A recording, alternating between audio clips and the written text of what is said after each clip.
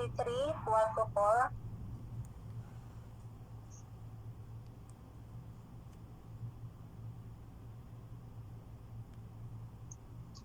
Okay, 3, 4. 3, 1 to 4. 1, 4. Tandaan mo ito, mababatbat at tandaan mo ito, mababatbat ng kahirapan ang mga huling araw.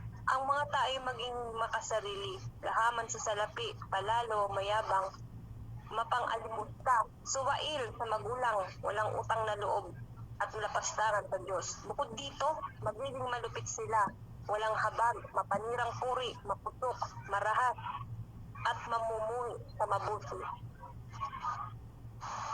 Amen. Maraming salamat, sis. So, napakahalaga po ng liwanag kasi nga yung mundo natin ay puno ng kadiliman. Ang isang Kristiyano ay tulad ng liwanag ay hindi maitatago ang liwanag na nasa kanya. Sabi po sa Galatians 5:22-23, ito po yung bunga ng Espiritu.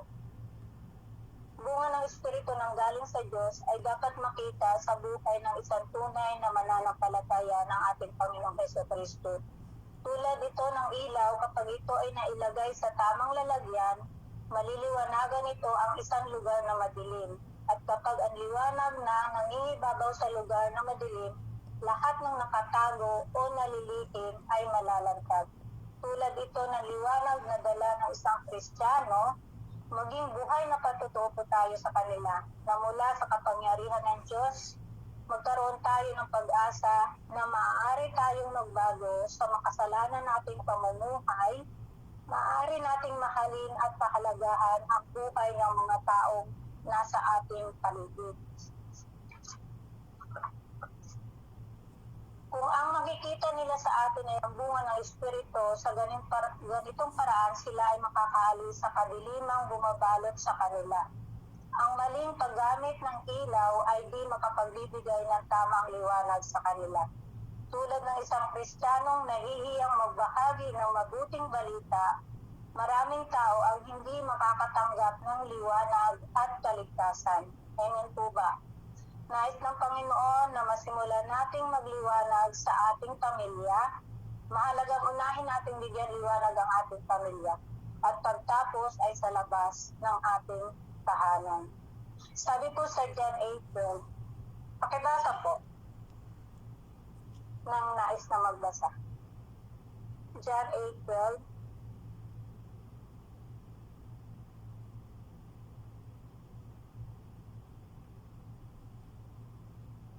Okay, unmute lang po.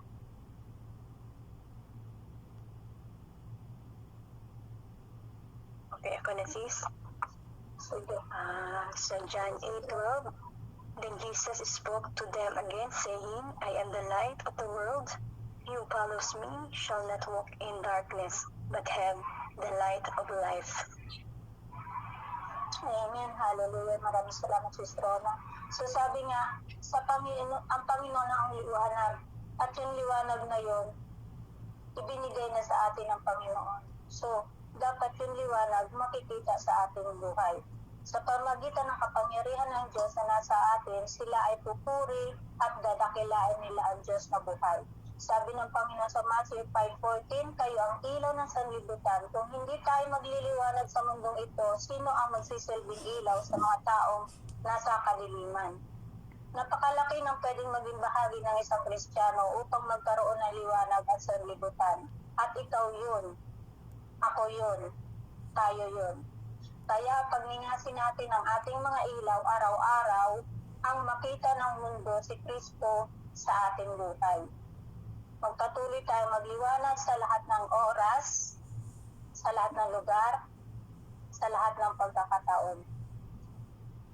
Upang manatili yung ating ningas, meron pong tatlo po dito ang nais ko ibahagi. Sabi po, sa una, patuloy na magbasa, mag-aral, magsaliksik ng salita ng Panginoon. Kapag tayo ay nagbabasa ng kanyang salita, doon nakikipag-usap ang Panginoon sa atin. Sabi po sa Josue 1:8,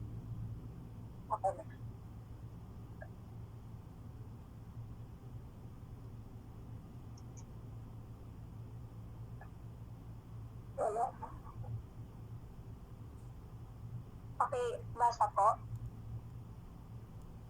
Causeway 1-8.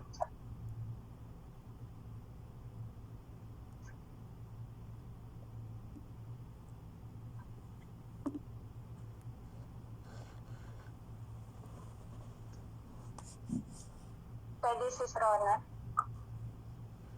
Sa Causeway 1-8 po nabasa po. Joshua 1:8. This book of the law shall not depart from your mouth, but you shall meditate in it day and night, that you may observe to do according to all that is written in it. For then you will make your way prosperous, and then you will have good success. Amen. Hallelujah. So, napakahalaga po yung pagbabasa at pag-aaral ng salita ng Panginoon. So, doon sa pamagitan ng doon nakikipag-usap ang Panginoon sa atin. Pangalawa po, ay babasahin ko muna pala yung sa awit 119, 105. Sabi dito, salita mo'y isang tanglaw na sa akin ay patnubay, ang landas kong daraanan, liwanag na tumatanglaw. Di po ba? So yung salita ng Panginoon, siya yung tumatanglaw sa atin, siya yung gumagabay sa atin. At saan natin yung makikita? Dito po sa kanyang salita, dito sa Biblia. Kaya napakahalaga po na patuloy tayo nagbabasa upang patuloy na magningas ang ating ilaw. Pangalawa po ay manalangin. Kapag tayo ay nanalangin, ating kinakausap ang Panginoon. Diba? Sa katawan natin, parang 70% ng katawan natin or more than 70% ng katawan natin ay tubig. So katawan ng espiritu natin, dapat 70 o more than pa percent ang pananalangin na ginagawa natin upang tayo ay patuloy na mabuhay. Amen po ba? Sabi po sa Colossus 4:2. Sa Colossus 4:2 sabi, maging matiyaga kayo sa panalangin, laging handa at magpasalamat sa Diyos. So napakahalaga po sa isang Kristiyano ang pananalangin. Sabi ko nga po, dapat more than 70% ng ating buhay Kristiyano ang pananalangin. Pangatlo po, pagsunod sa kalooban ng Panginoon.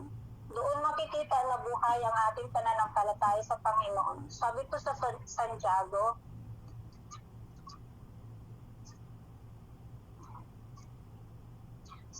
Santiago 2:17.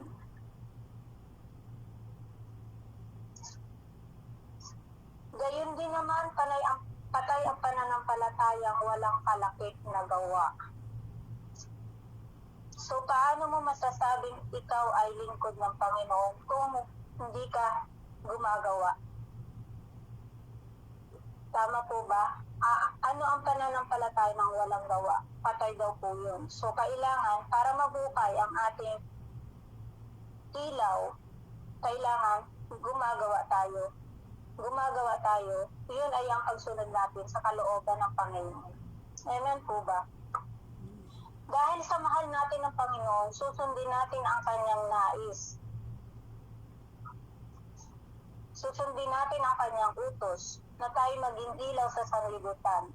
Nais ng Panginoon na ang kaligtasang meron tayo, yun din ang kaligtasang hangarin natin sa kapwa natin. Na kung anong kapayapaan sa presensya ng Panginoon ang meron tayo, ganun din ang hangarin natin sa ating kapwa. Kung anong kagalakan na meron tayo sa ating puso, ay gayon din ang hangarin natin na magkaroon din ang ating kapwa. Sabi ko sa Judas, basahin ko po, sa Judas 22. Kaawaan ninyo ang mga nag-aalinlangan. Agawin ninyo ang iba upang mailigtas sa apoy. Ang iba na may kaawaan ninyo ng may halong takot. Kasuklaman ninyo pati ang mga damit nilang nabahira ng kahalayan. So kaawaan daw po natin yung mga kaluluwa na nasa ating paligid na wala pang kaligtasan, na hindi pa nakakatagpo ng kaligtasan. Tama po ba? So magagamit yung ilaw para mailawan yung mga nagdidiliman. So ibig sabihin, bilang isang Kristiyano, magagamit tayo ng Panginoon upang nang sa ganon, ang mga kapwa natin na mga kaluluwa na wala pang kaligtasan ay magkaroon ng kaligtasan sa pamamagitan natin. Makikita nila kung gaano papalad ang isang tao na merong pananampalataya sa Panginoon sa pamamagitan natin ng mga Kristiyano na nakakakilala na sa Panginoon. Amen po ba? Kaya nga inuutos ng Panginoon sa atin na magningas ang ating ilaw. Dahil tayo yung magiging ilaw na sanlibutan. Sabi nga kanina sa binasa natin, na ang sanlibutan ay puno na ng kadiliman. Pagiging makasarili. At lahat ng mga bagay na hindi ka nais-nais at kalugod-lugod sa Panginoon. So dapat tayo bilang isang Kristiyano, mag-ilaw tayo. Na sa ganun, magkaroon sila ng pag-asa na hindi lang sila mamumuhay na sa kadiliman. Bagkus makasama din natin sila sa kaliwanag. Purihin ko ang Panginoon at nawa ang Diyos ang siya magpala sa bawat isa sa atin. Tayo po'y manalangin. Hallelujah. Ama naming Diyos, maraming salamat sa katagumpayan na kailan Diyos. Salamat Ama dahil alam po namin na Ikaw ang siyang nagbigay sa amin, Panginoon, ng mga salitang ito, dakilang Diyos. Hindi po mula sa aming karunungan.